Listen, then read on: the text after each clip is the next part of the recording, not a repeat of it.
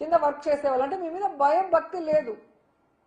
ఎందుకంటే మీకే దేవుడి మీద భక్తి లేనప్పుడు వాళ్ళు మీకెందుకు భక్తిగా ఉంటారనేది ఆలోచించాలి. అలాగే మీరు చూస్తే భగవద్గీత హిందువులందరూ ప్రతిరోజు ఒక పేజీ అయినా చదవాలి భగవద్గీత అని పెద్దలు చెప్తారు. ఆ భగవద్గీతలో ఉన్న సారాంశాన్ని తెలుసుకొని ఆ విధంగా తమ జీవితంలో ఉన్నతమైన విలువలతో నడుచుకోవాలి అని పెద్దలు చెప్తారు. కానీ ఈ బిఆర్ నాయుడు అంటాడు సిగ్గు లేకుండా, వైఎస్ఆర్ వాళ్ళు 50 కోట్లు పెట్టి బుక్కులు కొట్టేశారు, అవన్నీ రూమ్లో వేస్ట్ ఉన్నాయి, అసలు ఆ భగవద్గీతలో ఏముంది చెత్త తప్ప అంటాడు. ఆ మూతి మీద 4 పట్ట వేయాలనిపించింది నాకు. ఎందుకంటే అలాంటి వాడు TV5లో అసభ్యమైన వాటిని చూపించే మెంటాలిటీ ఉన్నవాడికి, అవి చూసే మెంటాలిటీ ఉన్నవాడికి, అవి చేసే మెంటాలిటీ ఉన్నవాడికి భగవద్గీత గొప్పదనం, భగవద్గీతలో ఉన్న సారాంశం ఎలా అర్థమవుతుంది? అందుకే దాంట్లో ఏమి లేదు చెత్త అంటున్నాడు. దీని మీద ఖచ్చితంగా హిందువులందరూ కూడా తిరగబడాలి. ముఖ్యంగా బీజేపీ వాళ్ళు, ధార్మిక సంస్థల వాళ్ళు, సంఘాల వాళ్ళు, అలాగే హిందూ సంఘాలు కూడా ఈ బిఆర్ నాయుడు మాట్లాడే మాటలకి స్పందించాలి, బుద్ధి చెప్పాలని కూడా నేను కోరుకుంటున్నాను. ఎందుకంటే మన హిందూయిజాన్ని, మన ధర్మాన్ని, మన భగవంతుణ్ణి, అలాగే మన భగవద్గీతని చులకనగా మాట్లాడే ఇలాంటి వ్యక్తికి టీటీడీ బోర్డు చైర్మన్ గా ఉండే అర్హత ఉందా? అలాంటి వాడిని వెంటనే రాజీనామా చేయించి మెడ పట్టుకొని గెంటేయాలని కూడా వీళ్ళందరినీ కోరుకుంటున్నాను. ఈరోజు ఒక వీడియో రిలీజ్ అయింది. బిఆర్ నాయుడు ప్రెస్ మీట్లే చూడండి, అది నిజమా కాదో మీకే అర్థమవుతుంది. ఎందుకంటే ఆయన కోసం చాలా మంది ఆడవాళ్ళు తెగ మాట్లాడుతున్నారు. కొంతమంది అయితే ఏకంగా ఆయన్ని సమర్థించేస్తున్నారు పొలిటికల్ నాయకులు. ఆయన ప్రెస్ మీట్ చూస్తేనే మీకు అర్థమైపోతుంది అది నిజమా కాదా అని. ఆయన మీద ఏఐ చేసి బ్యాడ్ చేయాల్సినంత అవసరం ఎవరికీ కూడా లేదు. ఆయన అంత గొప్ప వ్యక్తి కూడా కాదనేది తెలుసుకోవాలి. రెండవది, ఆయన మాట్లాడిన మాటల్లో ఆ వీడియోలో తప్పే ఉంది.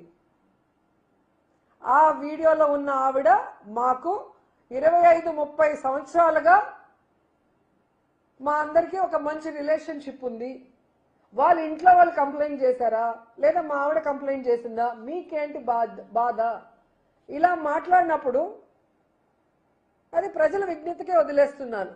వాళ్ళిద్దరి మధ్య ఏముంది, ఏం జరిగింది, ఏం జరగలేదని. ఎందుకంటే ఈరోజు ఆ వీడియోలు బయటకు వచ్చాయి అంటే ఒకటి ఆమెనా బయట పెట్టాలి, లేదా వాళ్ళ ఇంట్లో పనిచేసే వాళ్ళైనా బయట పెట్టాలి. వేరే వాళ్ళు పోయి వాళ్ళ ఇంట్లో కెమెరా పెట్టి తీసేంత అవకాశం ఉంటుందా? అది ఒకసారి మీ అందరూ కూడా ఆలోచించాలి.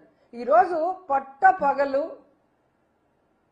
ఈ విధంగా దొంగ దొరికిన తర్వాత తప్పించుకోవడం కోసం ఈయన ఒక కేసు పెడతాడు, మళ్ళీ ఆవిడతో ఒక కేసు పెట్టిస్తాడు. అవి ఫేక్ వీడియోలు, ఏఐ వీడియోలు, మా మా మా గౌరవాన్ని భంగపరుస్తున్నారు అనేసి. ఆమె పేరేంటో నాకు తెలియదు, ఇందులేఖ అనుకుంటాను. ఆ మేడంకి నేను ఒక సలహా ఇద్దామనుకుంటున్నా. ఇందులేఖ మ్యామ్, ఇక్కడ ఎవరు మీ పరువు తీయలేదు, మీ పరువు తీసిందంతా బిఆర్ నాయుడు గారు. ఈరోజు మాకు ఇన్నేళ్ల సంబంధం ఉంది, వాళ్ళ ఇంట్లో వాళ్ళు ఏమనలేదు, మా ఇంట్లో వాళ్ళు కంప్లైంట్ చేయలేదు, అసలు దీంట్లో ఏం తప్పు ఉందని మాట్లాడి మీ పరువు తీసింది ఆయన మీద కేసు పెట్టండి. అది వదిలేసి ఎవరెవరి మీద కేసులు పెట్టామని మాట్లాడటం కరెక్ట్ కాదు. రెండోది, మీరు చూస్తే ఈరోజు ఇందులేఖ గారు 2019లోనే లెటర్ రాసినట్టుగా మీరు టీవీ మీడియాలో చూశారు, సోషల్ మీడియాలో అంతా కూడా. అది తెలుగుదేశం పార్టీ ఆఫీస్కి డైరెక్ట్గా చంద్రబాబు నాయుడుకి, లోకేష్కి రాశారు. మరి నిజం లేకపోతే మీరెందుకు లెటర్ రాశారు మేడం? అది మీ లెటర్ కానప్పుడు ఆ లెటర్ని మీద ఎంక్వైరీ చేయమనండి. ఆ లెటర్ అందిందా లేదా చంద్రబాబు నాయుడు చెప్పాలి, ఆ లెటర్ రాశారా లేదా ఇందులేఖ మేడం చెప్పాలి. చేయాల్సిన తప్పులన్నీ అందరూ చేసేసి ఎంతసేపు వైఎస్ఆర్సీపీ మీద దుమ్మెత్తి పోసేదానికి రెడీగా ఉంటారు. ఏ రోజు వైఎస్ఆర్సీపీ ఇలాంటి తప్పుడు పనులు చేయలేదు, ఏ రోజు వైఎస్ఆర్సీపీ ప్రజలకి అన్యాయం చేయలేదు.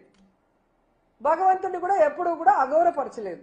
కానీ మీరు ఎదవ పనులు చేస్తారు, భగవంతుడిని అగౌరవపరుస్తారు, వీడియోలు దొరుకుతారు, ఫోటోలు దొరుకుతారు, మళ్ళీ ఇదంతా వైఎస్ఆర్సీపీ కుట్ర అని మీ పచ్చ ఛానళ్లతో దాన్ని మా మీద రుద్దాలని చూస్తున్నారు. ప్రజలేం పిచ్చోళ్ళు కాదు, ప్రజలు మొత్తం చూస్తున్నారు. బిఆర్ నాయుడు గారు చైర్మన్ అయిన రోజు నుంచి ఈ రోజు వరకు కొండ మీద ఏ విధంగా తాగేసి మాడ వీధుల్లో తిరిగిన దాఖలాలు చూసాం, మర్డర్ జరిగిన దాఖలాలు చూసాం, గోవులు చనిపోయింది చూసాం, మాంసం తిన్న దాఖలాలు చూసాం. అన్నీ కూడా మీడియాలో వస్తున్నాయి కదా. ఇవి ఏవి కూడా ఏవి కాదు, ఫేక్ కాదు. అసలు వైకుంఠ ఏకాదశి 6-7 మంది చనిపోతే ఒక చైర్మన్ గా బాధ్యత లేకుండా దాని గురించి పట్టించుకోలేదు. పవన్ కళ్యాణ్ గారు వచ్చి సారీ చెప్పంటే ప్రెస్ మీట్ పెట్టి సారీ చెప్తే చచ్చిపోయిన వాళ్ళు లేసి వస్తారా? ఎవడో చెప్తే సారీ చెప్పమంటే నేను చెప్తానా? అంటే నరాన బిఆర్ నాయుడికి కొవ్వు ఎలా కొట్టుకుంటుందో చూడాలి. అంటే భక్తుల ప్రాణాలు అంటే మీకు గౌరవం లేదు. దేవుణ్ణి చూడటానికి వచ్చిన వాళ్ళని చంపే అధికారం మీకు ఎవరిచ్చారు? రైట్స్ ఎవరిచ్చారని అడుగుతున్నా. ఎన్నో సంవత్సరాలుగా వైకుంఠ ఏకాదశి అంటే క్యూ లైన్లు పెట్టి టికెట్లు ఇష్యూ చేస్తారు, టోకన్స్. మరి ఏ రోజు జరిగింది? నీ ప్రభుత్వంలో ఎందుకు జరిగింది? నువ్వు ఎవరైనా ఆఫీసర్ని కలుపుకొని పోతే కదా, ఎవరిని మతించో, ఎవరిని అడగవు, నీకు తెలియకపోయినా నీ ఇష్టానికి చేస్తావు. నీ వల్ల ఈరోజు తిరుమల కొండ పేరు ప్రతిష్టలు దిగజారే విధంగా జరుగుతున్నాయి, అలాగే ప్రజల ప్రాణాలు పోతున్నాయి. సిగ్గు లేకుండా ఈసారి వైకుంఠ ఏకాదశిలో టోకన్లు ఇష్యూ చేయడం చేతగాక జనాల్ని రానికుండా కింద తిరుపతిలోనే ఆపేశారంటే ఎంత దురదృష్టకరమో ఒకసారి చూడండి. నాకు తెలిసి చరిత్రలో అతి తక్కువ మంది వచ్చిన వైకుంఠ ఏకాదశి ఇదే అనుకుంటా. గుళ్ళో దర్శనం లేకపోయినా కనీసం కొండపైన నించున్న భగవంతుడి ఆశీస్సులు ఉంటాయని అందరూ కొండకొస్తారు. టోకన్లు ఇవ్వకపోవడం నీ చేతగానితనం. దాన్ని కప్పిపుచ్చుకోవడానికి కొండ మీదకి కూడా ఎవరిని రానికుండా ఈరోజు నువ్వు చేస్తున్న పని ఏంటి? అండ్ ఈ రోజు వరకు నువ్వు తిరుమల ప్రతిష్ట పెంచే విధంగా ఒక పనైనా చేసావా? లడ్డూ గురించి చంద్రబాబు నాయుడు అంత నీచంగా మాట్లాడుతుంటే, పవన్ కళ్యాణ్ అంత నీచంగా మాట్లాడుతుంటే, ఒక చైర్మన్ గా ఉండి నువ్వు దాని మీద స్పందించి ఇది తప్పు జరగలేదు, జరగని దాన్ని జరిగినట్టు మీరు ఎలా చెప్తారు? మీ దగ్గర ఏం ప్రూఫ్స్ ఉన్నాయి? ఏం శాంపుల్స్ ఉన్నాయి? ఏ ఇంటెలిజెన్స్ రిపోర్ట్ ఉంది? ఏ ల్యాబ్ రిపోర్ట్ ఉందని అడగాల్సింది పోయి పట్టించుకో. కానీ హెరిటేజ్ ఒక మాట అనగానే ఏ విధంగా లేచి నించొని మాట్లాడుతున్నావో అందరూ గమనిస్తున్నారు. సో దొంగ ఒకరికొకరు సపోర్ట్ చేసుకుంటున్నారు. చంద్రబాబు నాయుడు చేసే యదవ పనులన్నింటినీ నువ్వు భజన చేసి గొప్పగా చూపించి ఈయనంతా తోపులేడు తురుములేడని చూపిస్తావు టీవీ5లో.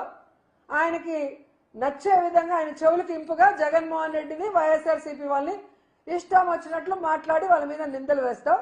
దానికోసం నీకు క్విట్ ప్రోకో కింద ఒక తిరుమల తిరుపతి దేవస్థానం చైర్మన్ పదవి తీసుకున్న నీకు బుద్ధి లేకపోయినా ఇచ్చే చంద్రబాబు నాయుడు కన్నా బుద్ధి ఉండాలి. అంత గొప్ప పదవిని ఇలాంటి నీచుడికి, ఇలాంటి వికృత మనస్తత్వం